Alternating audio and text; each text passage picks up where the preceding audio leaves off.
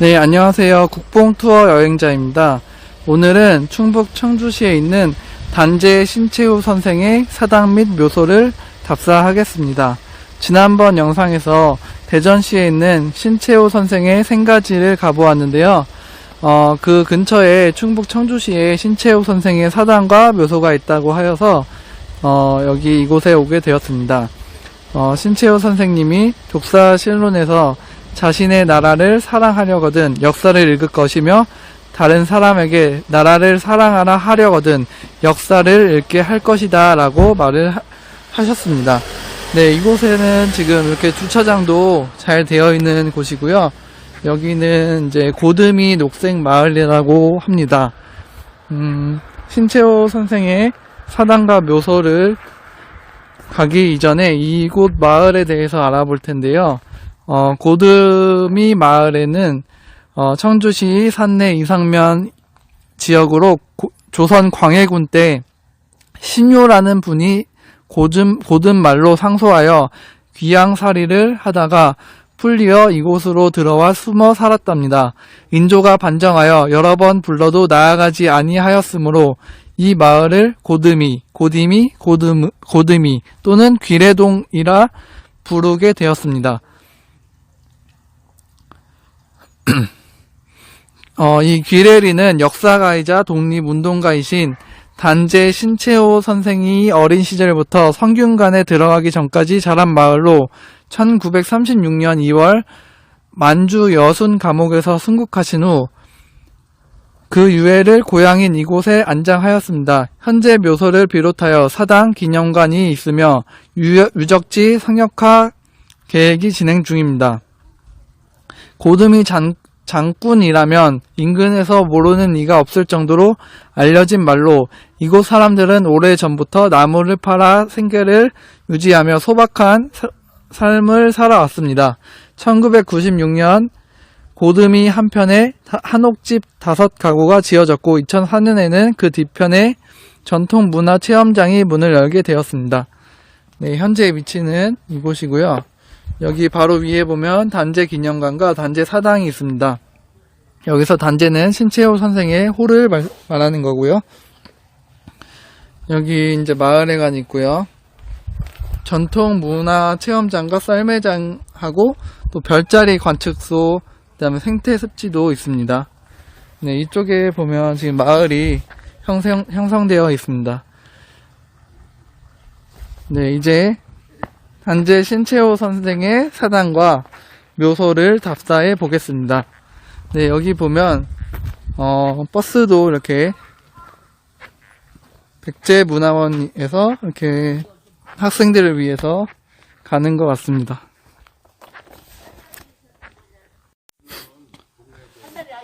네, 이곳에 비석이 있는데요. 하늘북이라고 되어 있습니다. 나는 안에 하늘북 치는 사람을 그는 슬퍼하기도 성내기도 하네.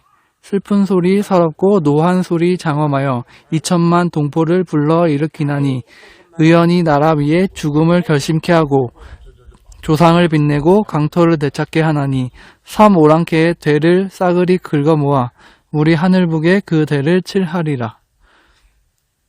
네, 박정주라고 되어 있고요. 밑에는 네, 여기 사당 안내도가 있습니다. 네, 여기는 이제 신채호 동상 사당 묘소 기념관이 있습니다. 네, 여기가 지금 신채호 기념관인데요. 한번 들어가 보겠습니다.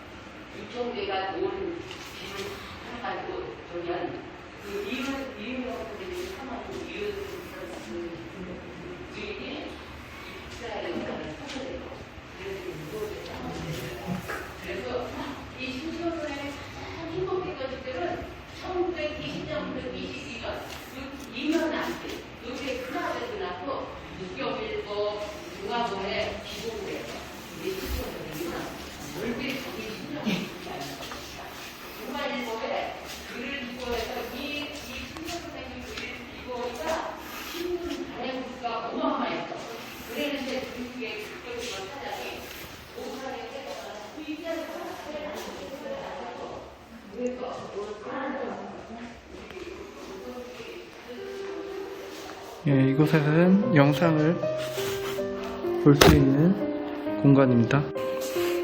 네, 반대쪽에는 지금 문화 해설사가 신채호 선생에 대해 설명을 해주고 있습니다. 네, 신채호 선생의 영정이고요. 네, 대안의 희망, 단재 신채호. 희망이란 자는 만유의 주인이라. 꽃이 있음에 열매가 있으며 뿌리가 있음에 줄기가 있음같이 희망이 있으면 사실이 반드시 있나니 상제의 희망으로 사계가 있으며 민중의 희망으로 국가가 있으며 희망할지어다 우리 한국이나. 예, 지금 들어도 대단한 말이고요. 또 의열단에 가입하기도 하셨습니다. 네, 의열단에서 또 주축이셨죠. 이거는 이렇게 긴 글은 조선혁명선언입니다. 네, 이렇게 길게 쓰셨습니다.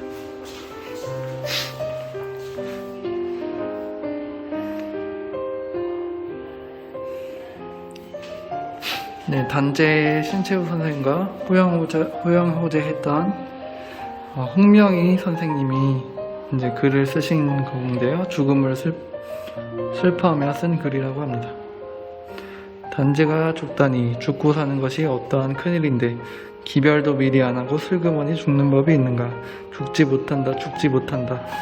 나만 사람이라도 단재가 자기로 허하고 사랑하는 터이니 죽지 못한다. 말리면 죽을 리 만무하다. 그런데 죽다니 무슨 소린고. 세상 사람이 다 죽었다고 떠들더라도 나는 죽지 않았거니 믿고 싶다. 만나볼 수 있는 곳에 있어서도 보지 못하고 지냈으니 만나볼 수 없는 곳으로 가서 다시 보지 못하려니 생각하면 그만이다. 신문의 보도와 수범의 통계가 나에게는 다 부질없는 일이다. 살아서 귀신이 되는 사람이 허다한데 단재는 살아서도 사람이고 죽어서도 사람이다. 이러한 사람이 한줌 재가 되다니 신체는 재가 되더라도 심장이야 철석과 같거니 재가 될 리 있을까. 모두가 거짓말 같고 정말 같지 아니하다. 네, 정말 슬퍼하면서 쓴 글입니다. 네, 여기도 이제 신채호 선생에 대해서 쓴 글이 많이 있습니다. 심은 시인이죠. 시인분도 있고요.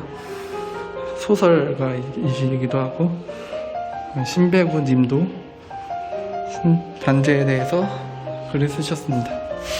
네, 단재 선생의 세수법. 단재의 세수법은 단재와 관련하여 가장 유명한 이야기이다. 단재는 세수할 때 허리와 고개를 굽히는 법이 없었다. 그냥 서서 손으로 물을 찍어 얼굴을 바르고 다시 물을 찍어 얼굴에 바르는 식이었다. 그렇게 세수를 하면 바닥과 옷이 온통 물에 젖어버리곤 하였다. 사람들이 이상하다고 말을 하였다면 단재는 오히려 못 젖는 것이 뭐 그리 대단한 일이겠소. 나는 다만 고개를 숙이기가 싫을 따름이요 라고 대답했다. 일본이 우리나라를 지배하고 있던 상황에서 고개를 숙이고 싶지 않았던 단재의 자존과 절개 자세가 잘 드러난 면모였다. 중국에서도 단재의 신채호 선생에 대해 연구를 많이 했고요. 마지막 고구려인 단재 신채호, 또 고령 신시 세보, 중국의 편년체 역사책 통감, 안정복의 동사 강목에서도 이렇게 나와 있고요. 신채호 선생은 역사가들한테 존경받는 역사가였습니다. 이제 신채호와 관련된 독립운동가들입니다. 먼저 신규식 선생인데요. 단재와 함께 산동 삼재로 불렸다고 합니다. 네, 이분도 훌륭하신 분이죠. 그리고 혁신 유림계 독립운동을 주도한 선각자 김창숙 님입니다. 네. 의열투쟁의 이론가 그리고 농학자 류자명 선생입니다. 국내외를 넘나든 항일투쟁가 신배구 선생입니다. 신채호 신교식과 함께 산동 삼재로 유명했습니다. 네, 노블레스 오블리주의 상징 이회영 선생입니다. 임꺽정을 저술한 소설가, 언론인, 사회운동가, 정치인 홍명희 선생님이십니다.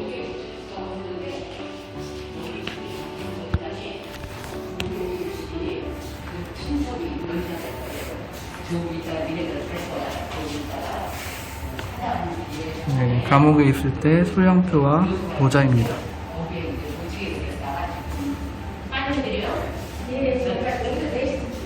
네, 원본은 중국 북경대학교 도서관에 있는 천구입니다. 일본에서 발행된 조선 상고서입니다. 네, 신채호 선생은 건국 훈장 대통령장을 받으셨습니다. 1962년 3월 1일. 자, 그리고 요거는 신채호 선생님이 감옥에 있을 때 411번 요거를 받아서 코가 툭 들어갔어요. 자, 그리고 신채호 선생님이 대전에서 나하고 청주에 왔다가 다시 서울로 가서 이제 성균관 이런 데다가 다시 청주 나왔어요. 네, 저쪽에서 이제 역사 선생님인지 문화 해설사님이 학생한테 강의를 해서 반대쪽으로 돌아왔습니다. 단재 신채호 선생에 대해 나와 있습니다. 1980년 12월 8일 생이고 1936년 2월 21일에 순국하셨습니다. 단재 신채호 선생은 언론인이자 역사가, 문학가이며 독립운동가였다. 내가 죽으면 외놈들의 발에 채이지 않도록 화장하여 뿌려달라는 유언을 남길 만큼 그는 자신의 삶과 죽음을 들고지 않고 제국주의 지배에 온몸으로 맞서 싸웠다. 조국의 독립을 미처 못보고 옥중에서 순국했거니와 오로지 조국의 독립과 결의 해방을 향한 일편단심으로 자신의 길을 걸어갔다. 단재 신채호, 그는 영원히 기억해야 할 우리 민족의 큰 스승이다. 네, 맞는 말이고요. 신채호 선생의 출생부터 순국까지 잘 나와 있습니다. 이곳 충청도에서 지금 대전시 중구에서 태어났고요. 이제 7살 때 여기 이곳 청주에 이사를 했다고 합니다. 그리고 10살 때부터 신교식 신배구 선생님과 함께 산동 삼재로 알려졌다고 합니다. 16살 때 결혼을 했군요. 18살 때부터는 책을 집필하고요. 저는 18살 때 뭐 했을까요? 19살 때는 성균관에 입학했고요. 독립협회에도 가담하여 활동했다고 합니다. 20살 때는 아버지처럼 따르던 형 신채호가 28살에 숨을 거뒀다고 합니다. 신채호가 아니라 신재호. 고향으로 내려와 신교식과 함께 애국 계목운동을 했고요. 25살 때는 신교육운동을 전개하기도 했습니다. 26살 때는 시험에 합격하여 성균관 박사가 되셨군요.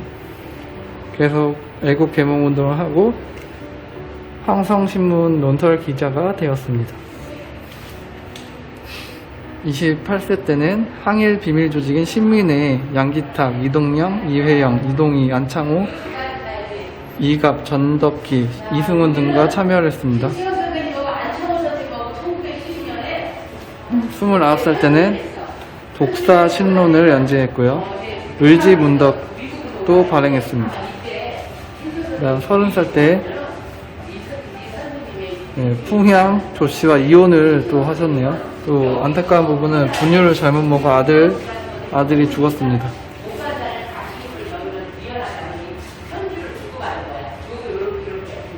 32살 때는 광복회를 조직하고 러시아로 근거지를 이동했습니다. 전합신문 주필로도 활동하고 또 34살 때는 상하이로 갔습니다. 35살 때는 광개토 대항동을 비롯한 만주 일대 고구려와 발해 유적지 백두산을 답사했습니다. 조선 상고사 탄생에 큰 영향을 미쳤습니다. 36살 때는 조선사 집필 구상 및 저술 활동을 했고요. 38살 때 처음이자 마지막으로 몰래 다시 한국으로 들어왔습니다. 40살 때는 독립선언서에 서명을 했고 임시정부에 적극적으로 참여했습니다. 네, 계속 했고요.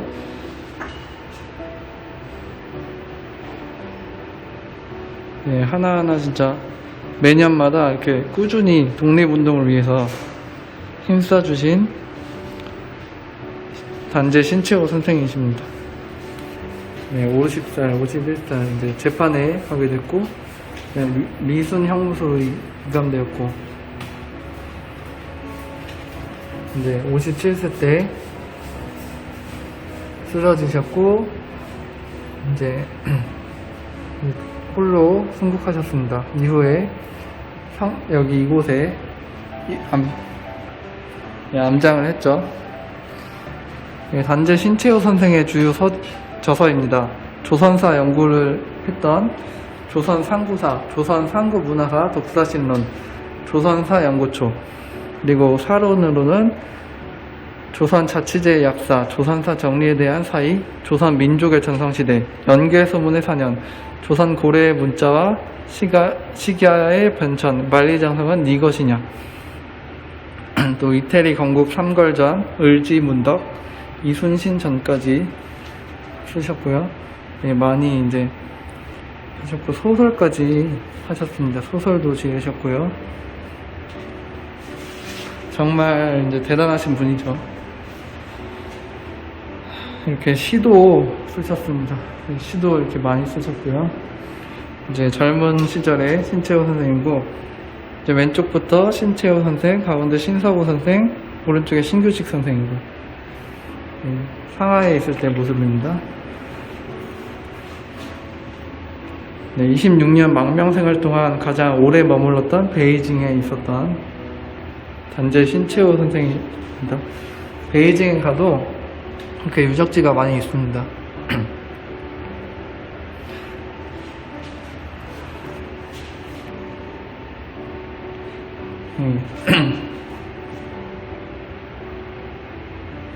예, 부인이셨던 박자의 독립운동가라고 하네요, 부인도.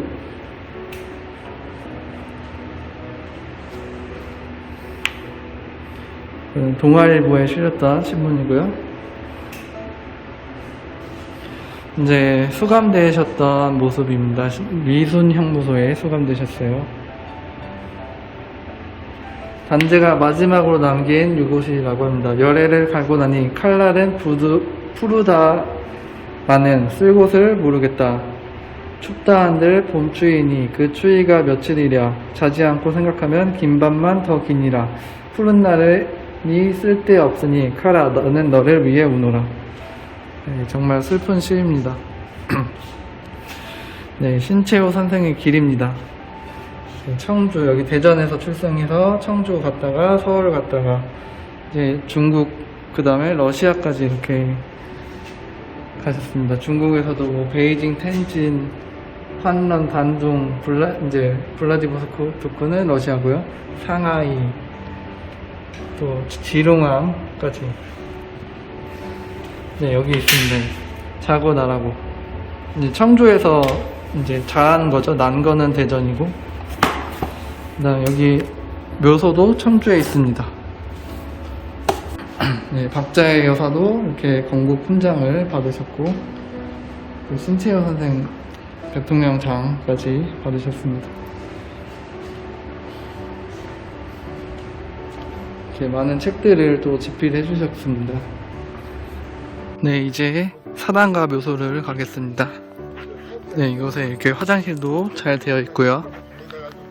네, 올라가 보도록 하겠습니다. 네, 주말인데도 불구하고 아까 보셨듯이 학생들이 굉장히 많이 오는 곳이기도 합니다. 당연히 신채호 선생은 이렇게 우리 한국인이라면 당연히 기억해야 할 인물이기도 하죠.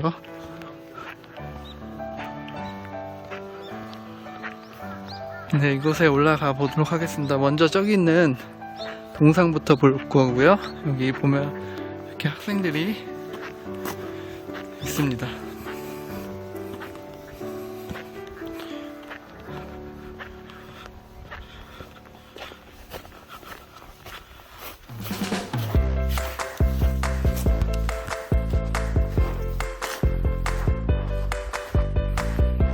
네, 그때 신채호 선생의 생가지를 방문했을 때도 동상이 있었는데 이곳 동상은 조금 다릅니다. 그때는 얼굴 흉부와 이렇게 다 크게 서 있던 모습인데 이곳에는 이렇게 책을 읽고 계시네요. 위에는 태극기가 있고요. 네, 잘 만든 동상 같습니다. 네, 이렇게 태극기가 펄럭이고 있습니다.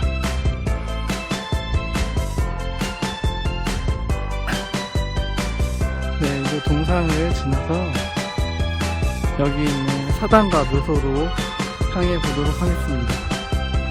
근데 여기 진짜 자연환경이 되게 좋네요. 좋은 곳에 묻혀 계셔서 다행입니다. 여기 나무도 이렇게 큰 나무가 있고요. 네, 이곳은 아마 사당으로 추측이 되는데요. 입구에 한번 글을 한번 보도록 하겠습니다.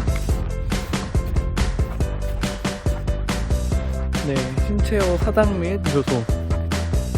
충청북도 기념물 제90호. 한말의 민족주의 사학자이며 언론인이고 독립운동가였던 단재 신채호 선생의 영정을 모신 사당 및 묘소이다. 선생의 호는 단재이며 본관은 고령이다. 26살 때 성균관 박사를 지냈고 황성신문, 대한매일신보 등의 민족의식을 높이는 논설을 쓰면서 항일운동을 하였다. 1910년 중국으로 망명하여 독립운동을 하면서 국사의 연구와 저술에 전념하다 1928년 일본 경찰에게 체포되어 여순 감옥에서 복역 중 순국하였다. 조선 상고사 등 많은 저술을 남기고 있다. 1962년 건국훈장 대통령장에 추서되었다. 사당은 1962년에 신씨 문중에서 낭성면 관정리에 세웠던 것이나 1978년 이곳으로 옮겨 세로 정면 3칸, 측면 1칸에 맞배 지붕집을 세우고 영정을 봉안하였다. 묘소는 선생이 어린 시절에 살던 옛 집터인 이곳에 단장하였다. 묘비는 한용운, 오세창이 만든 것을 신배구가 세웠으며 1972년 세운 사적비가 있다. 네, 여기도 글자가 있는데요. 여기는 단재 선생의 묘소와 사당이 있는 곳입니다. 선생은 이곳 낭성면 귀내리에서 성장하셨으며 일찍부터 학문에 힘써 성균관 박사를 지내셨다. 황성신문과 대한매일신보에 강직한 논설을 쓴 언론인으로 조선 상고사 등 많은 사설을 저술한 민족주의 사학자로서 조국의 독립을 위해 헌신하시다 1920년 일본 경찰에 체포되어 여순 감옥에서 1936년 2월 21일 57세로 순국하셨다. 네, 이때 여기 보면 민족주의 사학자라는 말을 강조하고 싶은데요. 이제 사회주의가 이제 러시아에서 계속 들어오고 중국까지 퍼지고 그럴 때였는데, 그래서 사회주의가 퍼졌던 사회주의 사학자들도 많이 있었는데 여기 신채호 선생은 민족주의 사학자였습니다. 여기 문이 잠겨서 여기서 이렇게 겉에서 보겠습니다. 이제 학생들이 묘소를 방문하고 내려오는 모습입니다.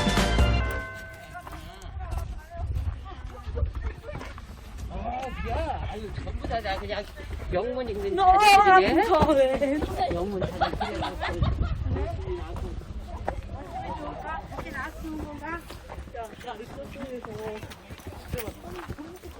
네, 위에 이제 묘소를 가보도록 하겠습니다. 네, 여기 이정표가 있는데요. 신채호 묘소, 그리고 아까 봤던 기념관이 있습니다. 역시 양지 바른 곳에 잘 암장이 되어 있다고 생각이 듭니다. 정말 다행인데요. 이렇게 역사적 영웅을 잘 모시는 것도 앞으로 후세 세대들이 해야 할 일입니다. 네, 여기 앞에 묘소가 있고요. 이 앞에 이제 문인석이라고 하죠. 그리고 앞에 장명등이라고 하나 저거를. 네, 있습니다. 비석이 있고. 이제 신시에 문중들이 나중에 제사를 지내고 벌초를 하겠죠. 여기는 또 국가적으로 관리가 아니면 충북에서 관리를 하나 아니면 문화재청 관리를 하겠죠. 여기가 아까 밑에 보면 고드미 마을입니다.